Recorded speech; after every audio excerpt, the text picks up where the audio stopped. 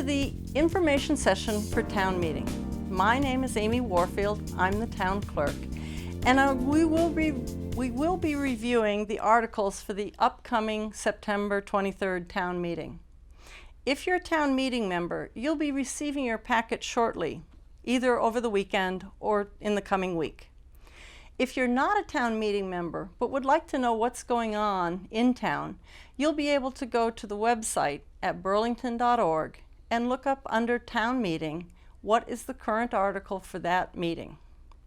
If you have any other questions after this, please feel free to give my office a call or to email me at my email, and we will be glad to answer your questions or get you materials that you might need.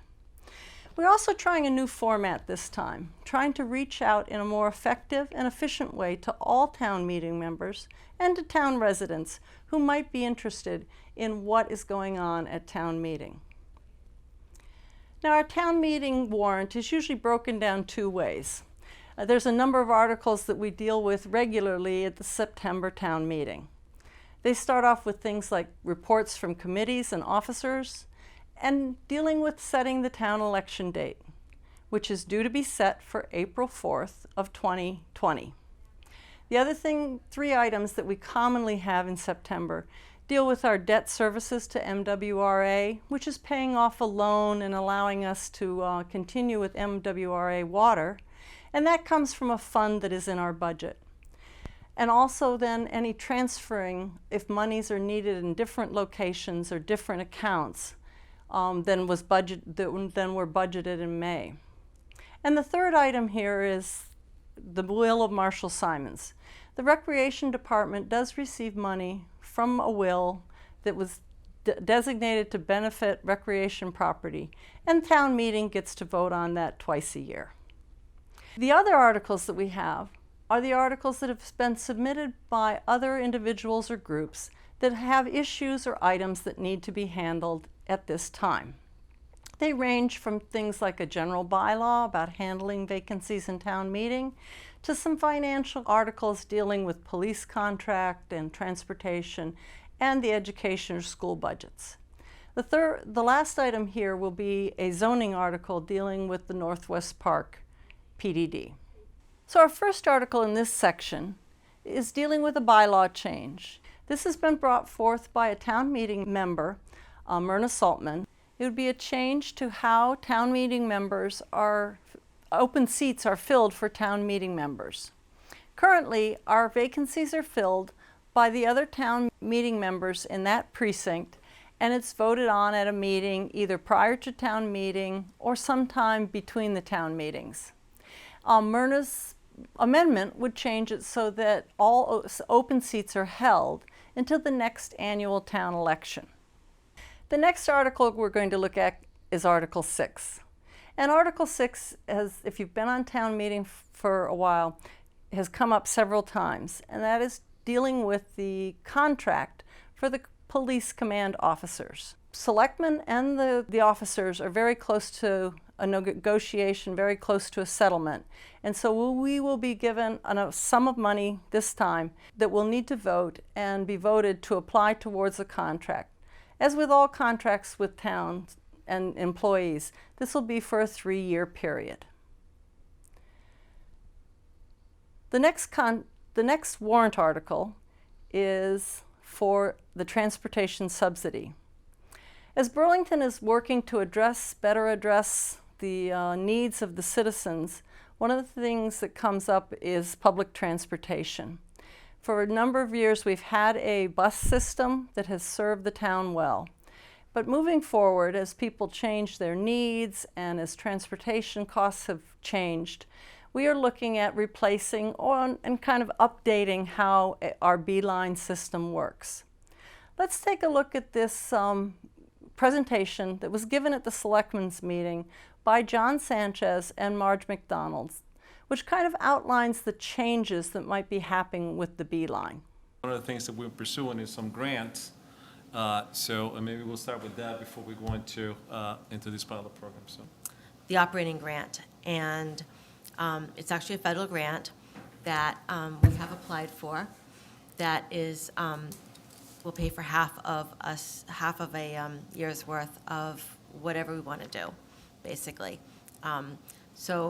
After much discussion, we decided to look at perhaps subsidizing rides on Uber, Lyft, taxis, and the such. A lot of other towns have started to do that, and it seems to be the way of the future.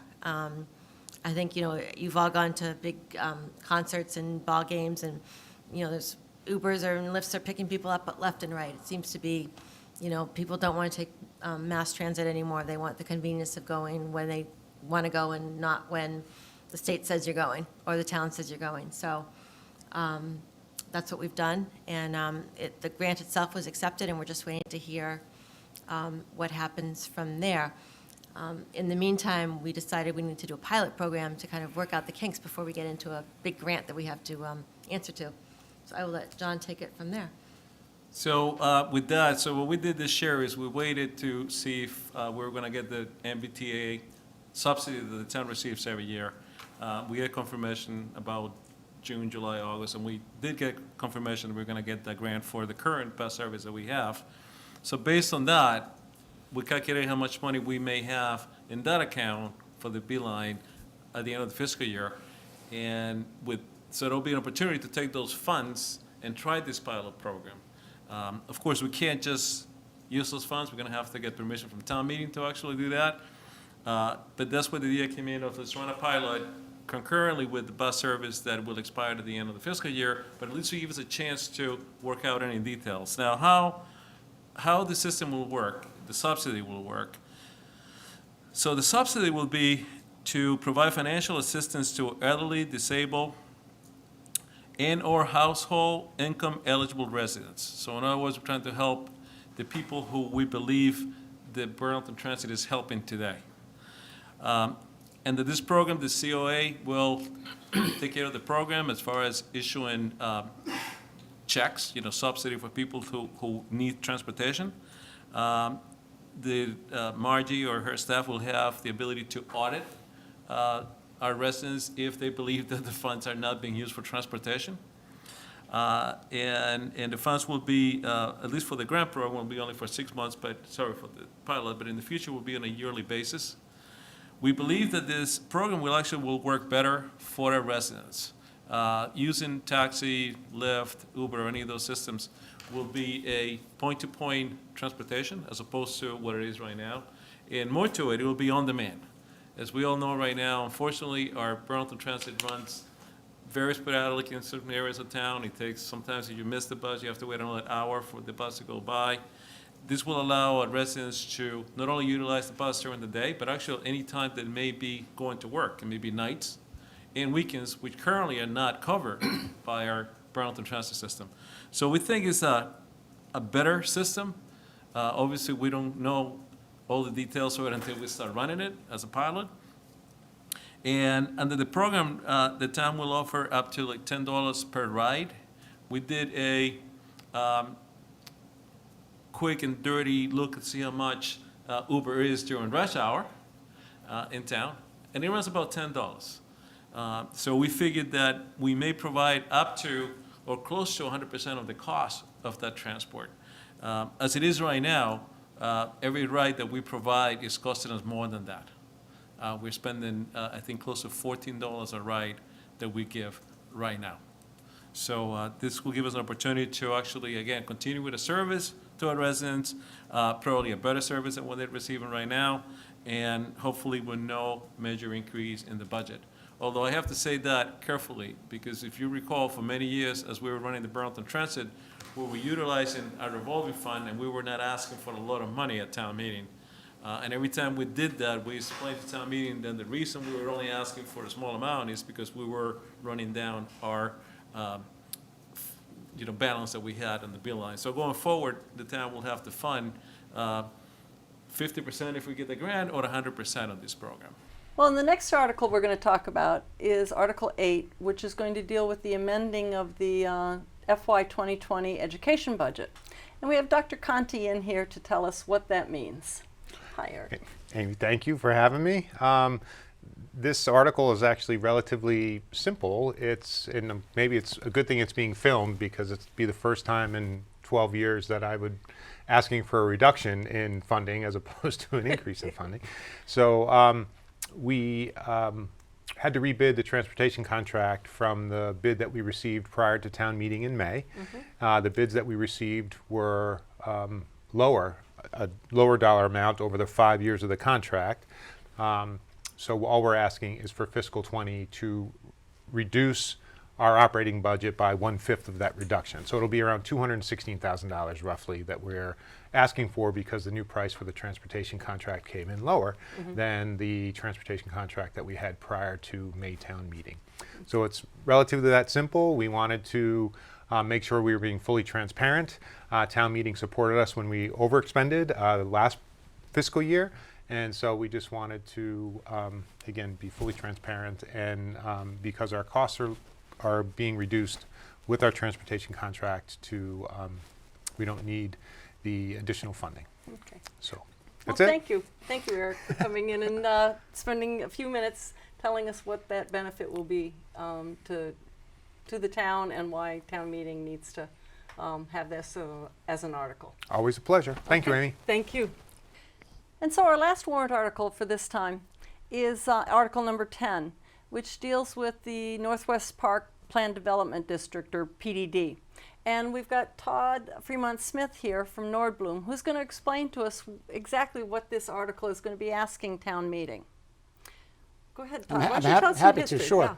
So I think most people know Northwest Park. This is the area of land that runs north up along Route 3 from Mall Road, essentially. It's about 150 acres.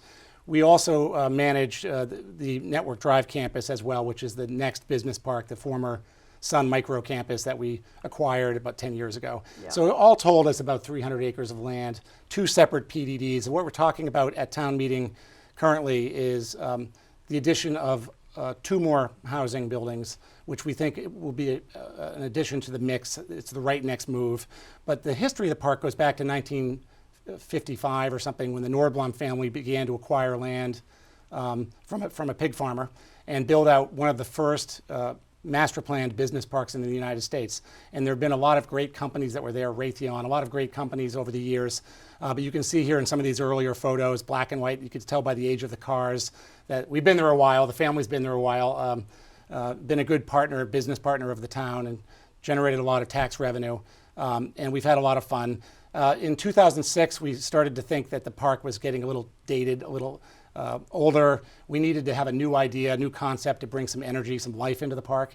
And we came up with Third Ave. We came up with the mixed use, bringing retail. We were very lucky to land Wegmans as an anchor.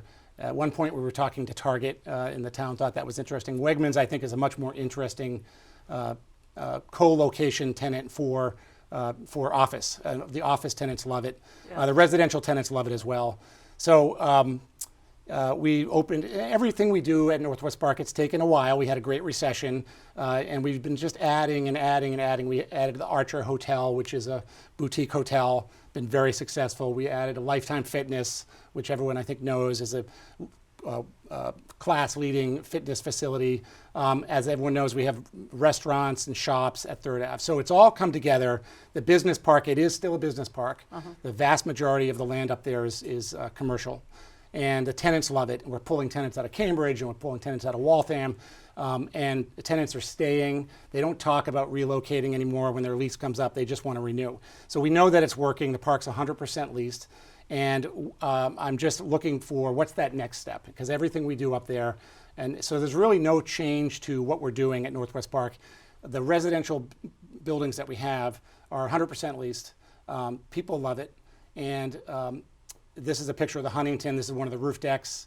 What we're seeing is 43% of the people in these buildings work in Burlington. So it really is resonating with the Burlington business community. Here's a picture of the lobby at the Huntington. And so this is a very sort of contemporary form.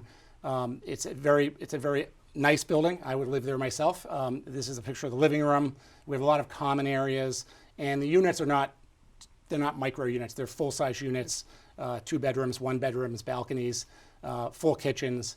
And the tenants are actually asking us to build more housing because it's really helping them with relocations of employees. We are starting to see some of the younger millennials come back out of the city, And this is a great option for them to come back to Burlington and to live in Burlington, near, in many cases, where they work. We're getting a lot of resonance with the medical center, with Leahy, with Hanscom, and with older people, empty nesters who are maybe tired of shoveling, tired of mowing grass, fixing roofs, and just wanting to be in a flat apartment with an elevator service with parking under the building. So what we're proposing at town meeting is really just a simple text amendment. We're just asking for 2 more housing buildings. We have about 45 development sites at Northwest Park. So we have currently 2 buildings. We're asking for 2 more to sort of complete the neighborhood. And because the town is not in need of affordable housing because of the recent project on Route 3A, which gets them far beyond the 10% state threshold, what we're working with the town and proposing is that the affordability component, which would be 13% in this proposal, would enter into some private partnership with the town, long-term partnership with the town, whereby people, say over the age of 60, could get an affordable rate, which is about half of the market rate. So we would do a senior affordable component under a private program with the town. And we're actually excited about that because the senior tenants that we do have, the empty nesters we do have, I won't call them seniors, they're terrific tenants. They love being in these buildings. They love staying in Burlington but not having to maintain a house. Yeah. They love being across from Wegmans and up the street from restaurants. And they're just really wonderful, excited, long-term tenants. And so we think that, we know the market is there, we know the demand is there. And in particular, because we're going to build 2 buildings, 2 smaller buildings, not 1 large building, we're only talking about bringing 12 or 13 affordable units at a time. The total would be, if we got 300 units at 13%, that comes out to about 39 units that we'd be bringing over time, probably in 2 buildings, actually definitely in 2 buildings, onto some kind of program with the town where seniors could have greatly discounted rent. Okay. So that's really the proposal. We're not changing a lot up at Northwest Park. I think many people know 3rd Ave. They understand what's going on up there. I don't think anyone's even going to see the buildings we're talking about unless they go looking for them. They're very quiet neighbors, the residential buildings. They generate very little traffic. If you were to go up to Huntington in the middle of the day, you could literally sit in the driveway and you'd be some time before you get hit by a car. So Okay. they generate very little traffic. And as I said, almost half the people are working in the Burlington market. So it really would be in support of the Burlington business community. Oh, good. Yeah. Well, thank you very much, Todd. Thanks for Appreciate having that. me. We appreciate that information. So that wraps up this information session. I hope you've enjoyed the format that we've worked at and that this will give you a chance to review any of the information as many times as you might want to. Still, if you have any questions that you'd like to ask the proponents, do feel free to either email me at my email or at the phone number for my office, and we'd be glad to either get you the answer or put you in touch with the proponent so that you can get the answer.